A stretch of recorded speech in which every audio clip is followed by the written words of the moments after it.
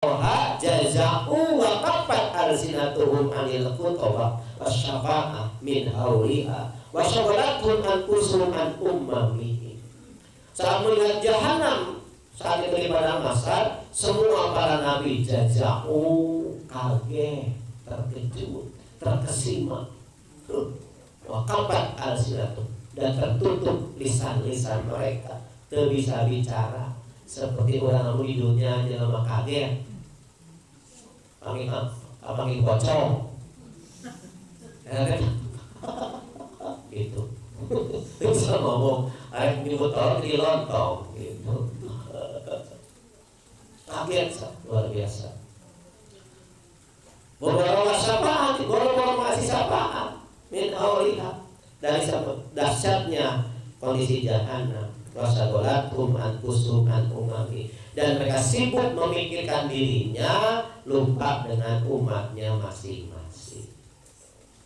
Wa amma nabiyuna Muhammadin sallallahu alaihi wasallam faqad ra'a jami'a zalika, dan Rasul sallallahu sudah pernah melihat seluruh gambaran tentang jahanam, seluruh gambaran jahanam. Fala yakzi'u minhum islama fazi'u, dan Rasul tidak merasa kaget dengan kondisi itu. Yaqdiru 'alal khutbah, bahkan beliau sanggup berkhutbah di padang mahsyar itu, sanggup berkhutbah, berceramah, menjelaskan tentang kondisi saat itu. Wa huwal maqamul mahmud, inilah maqam yang terpuji, alladzi wa'adahu bihi rabbuhu tabaraka wa ta'ala fil Qur'anil Majid wa sabata fi sahihis sunnah. Ini yang digambarkan dalam beberapa ayat dalam Al-Quran dan digambarkan dalam beberapa hadis sahih tentang Rasul mendapatkan jaminan menjadi salah satu penentu kondisi nanti di akhirat. Salah satunya itu dengan memegang amanah syafaatul uzma. As-sadisa, yang keenam, fihi dalilu fikhiyun ala annal jannah wan nar qad khuliqta khilafan lil mu'tazilah al munkarin li khalqiha. Ini menunjukkan secara dalil fikih sesungguhnya neraka dan surga dan neraka itu sudah diciptakan. Jadi dalil bahwa surga dan neraka sudah diciptakan, bertentangan dengan pendapat Mu'tazilah yang mengingkari hal ini. Wa huwa yajri ala zahiril Qur'an fi qouli ta'ala. Dalam Al-Qur'an ada ayat yang mu'iddat lil muttaqin. Surga itu mu'iddat lil muttaqin, disiapkan untuk orang-orang yang bertakwa. Surat Ali Imran 133. Sedangkan neraka mu'iddat lil kafirin. Itu. Neraka itu diperuntukkan untuk orang-orang kafir. Al-Baqarah ayat 24. Ini menunjukkan surga dan neraka adalah ciptaan Allah Subhanahu wa ta'ala. Dan Rasul mempunyai gambaran keduanya saat Isra Mi'raj. Jadi saat Isra Mi'raj Rasul mendapat gambaran itu. Surga diperlihatkan, neraka diperlihatkan. Ketika ke surga saat Isra Mi'raj, dilihat di surga banyak orang-orang fakir miskin. Saat di neraka dilihat banyaknya adalah wanita. Sudah kita bahas di pertemuan sebelumnya. Saya pernah menjelaskan di kelas ke anak-anak yang tahun ini naik kelas 2. Saya jelaskan ketika menjelaskan tentang keistimewaan masing-masing, keistimewaan orang kaya dan orang fakir, bahwa saya jelaskan gak usah sedih kalau kita ditakdirkan tidak punya uang yang banyak dan macam, karena nanti di akhirat yang masuk surga duluan itu orang miskin, karena sedikit hisabnya dengan orang turungan naon mun soleh diheulak surga 500 tahun bedanya.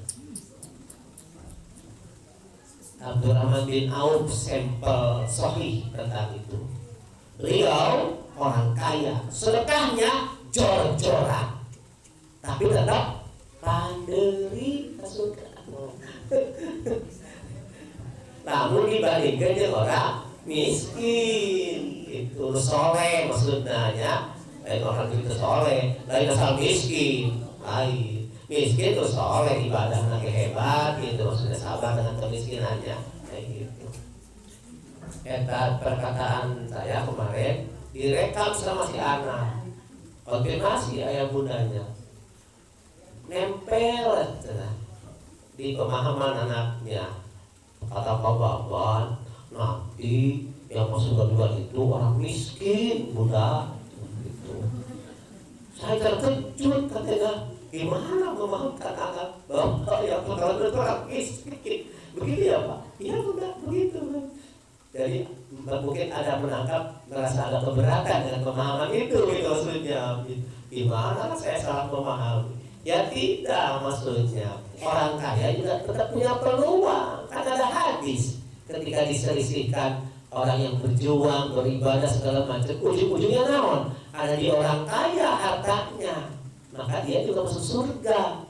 Masuk surga dalam pengertian normal, masuk surga lebih awal kalau tidak dibandingkan dengan orang miskin. Jangan dibandingkan dengan orang miskin. Bandingkan dengan orang kaya yang pelit misalkan. Bandingkan dengan orang kaya yang tidak sedekahnya jor-joran misalkan. Bandingkan dengan orang kaya yang ibadahnya seadanya. Orang kaya yang tak ada kan sudah lebih dulu sama gitu, punya poin tersendiri. Karena tidak peringkat-peringkat. Kalau harta kita adalah harta yang banyak mendukung kita untuk masuk surga, ya kita juga punya poin. Cuma kalau dibandingkan dengan orang miskin, orang kaya tetap kalah masuk surganya. Itu. Jangan dibandingkan hanya dengan orang miskin saja. Bandingkan dengan orang-orang yang lain. Orang yang tidak kaya, tidak banyak sedekah, orang yang pelit, orang yang banyak menyakiti tetangga dan lain-lain. Orang kaya yang taat, yang dermawan pasti masuk surga lebih dulu, karena nanti sesuai dengan urutan amal kayak gitu. Jadi jangan berpikir gini. Jadi kesannya, bunda menjadi orang miskin aja kalau gitu biar berdua masuk surganya gitu. Gitu pemahamannya, nggak begitu pemahamannya. Itu kalau kita punya harta manfaatnya, insya Allah harta itu yang akan menjadi salah satu penyebab kita masuk surga. Makanya ada konsep amal jariah. Mijah kita akan tertumpuk dengan kebaikan pahala saat kita banyak tadi menggunakan harta untuk bukan untuk seluruhnya menyenangkan kebutuhan pribadi kita, tapi menyisihkan sebagiannya setelah mencukupi keluarga untuk kebutuhan yang membutuhkan. Gitu. Takut nanti salah paham. Harus dikaji lengkap gitu maksudnya, kajinya lengkap. Jangan dibandingkan dengan orang miskin. Seperti ahlul afiyah dan ahlul musibah ya. Itu kan ahlul musibah kan menjadi kecemburuan buat ahlul afiyah nanti di akhirat. Jadi jangan terlalu senang juga kalau hidup kegering-gering. Alhamdulillah, abi mah kagering. Ngomong ubah yang haji, hati-hati Pak. Jangan sampai bersyukur overdosis. Masa ayah sih bersyukur overdosis? Ayah bersyukur overdosis kelebihan jadi kebanggaan dan kesombongan. Nah, jadi kita punya pengalaman ya saat haji. Ada orang berjalan lempang, dia tiba-tiba tidak bisa jalan. Atau melihat kondisi temannya yang dari berangkat Indonesia memang sudah terbatas jalannya, langsung keluar dari mulutnya, alhamdulillah abis bisa lempang. Langsung isukan ada bisa lempang. Oke. Itu progresif maksudnya, dia mensyukuri dirinya, tapi jangan sampai ada kesan mensyukuri orang lain. Kesannya itu, alhamdulillah udah mah terus maneh bisa lempang, udah bisa lempang. Jangan sampai. Bu Hani yayasan kita juga, Pak Bambang saya jadi saksi hidup katanya. Ada teman yang ketika ada teman yang bilang, aduh asana abi mah teu raos, itu can oncok gitu. Langsung alhamdulillah abi mah raos sadayana ngeunah gitu. Isu kan anak dengan anak mengenal langsung. Karena bersyukur overdosis.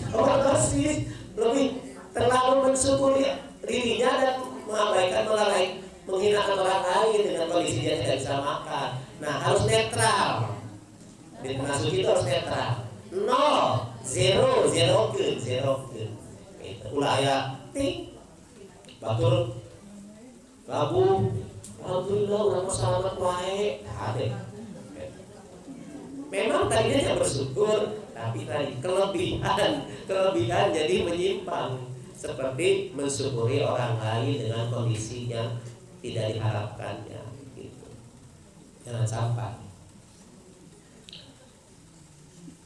Yang ketujuh, yahtamilu annahu arahu iyaha liya'lama qissatad dunya fi janbi ma arahu.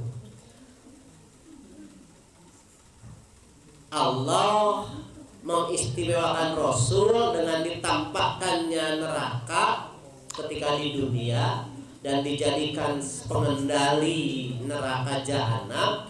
Itu Allah ingin memberikan rasa bahwa dunia itu hina, dunia itu rendah, itu menyampaikan itu.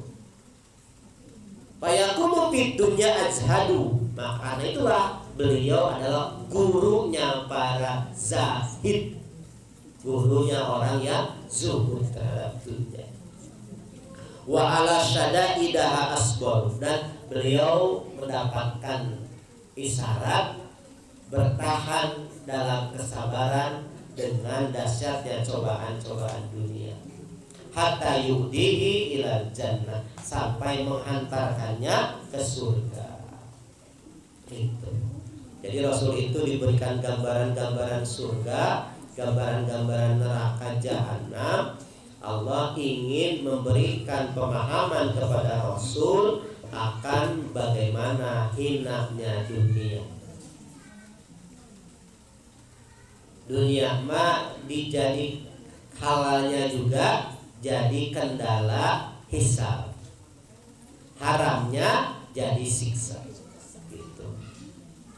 Makanya kata Syekh As-Sa'di dalam tafsirnya, silakan nikmati duniamu secukupnya.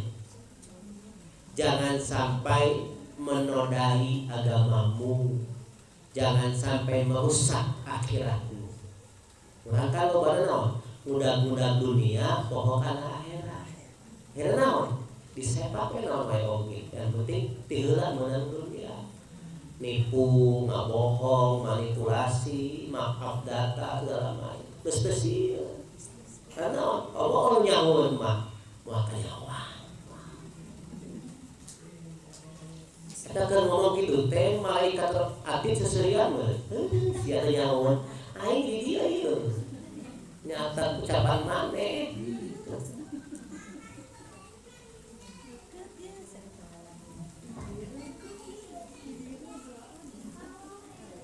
As-saminah anna Allah Ta'ala arada alla yakuna li ahadi karomatin illa yakunu li Muhammadin mislah. Allah tidak menginginkan ada kemuliaan yang diberikan kepada selain Nabi Muhammad, kecuali Allah ingin Nabi Muhammad memiliki keistimewaan apapun yang diberikan kepada siapapun. Gitu. Makanya ketika Nabi Idris diberikan peluang masuk surga, Nabi Idris kan salah satu nabi yang punya siasat ingin masuk surga. Sampai riwayat sampai sekarang ya, masuk ada di surga itu maksudnya. Masuk nabi yang ada di surga lebih dulu sebelum terjadinya hari kiamat. Maka Allah juga memuliakan Nabi Muhammad SAW dengan adanya Isra Mi'raj. Ketika Isra Mi'raj, Allah langsung mempersilahkan Nabi Muhammad jalan-jalan di surga, jalan-jalan di neraka. Tidak ada keistimewaan terhadap hamba manapun kecuali Nabi Muhammad mendapat kemuliaan yang lebih dari yang diberikan kepada siapapun, termasuk kepada para nabinya. Wala makana li Idris karamatan lidukhuli jannah qabla yaumil qiyamah, Allah Ta'ala yakuna zalika li safihi wa najihi. wa habibihi. Masya Allah ya, wa karama wa azuma. Inilah gambaran yang juga yang disampaikan oleh Syekh Dahiyah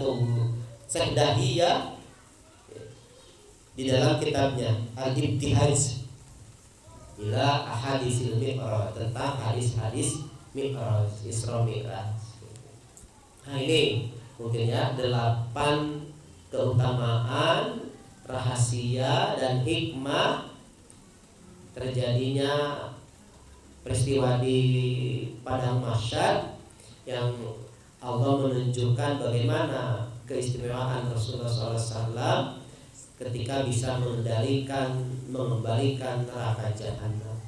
Ini makna yang minggu yang lalu, pekan yang lalu kita diberikan pemahaman, termasuk ke dalam pemahaman ayat surat Al-Anbiya ayat 107. Wa ma arsalnaka illa rahmatan lil alamin. Jadi Rasulullah SAW itu jadi rahmat di dunia, juga jadi rahmat di akhirat. Masya Allah. Alhamdulillahirabbil alamin. Ini saja bahasan kita di pagi hari ini. Mudah-mudahan ada manfaatnya. Yang benar dari Allah Subhanahu wa ta'ala, yang salah dari kesalahan dan kekeliruan saya pribadi, mudah-mudahan Allah Subhanahu wa ta'ala mengampuni. Kita akhiri dengan doa kafaratul majlis.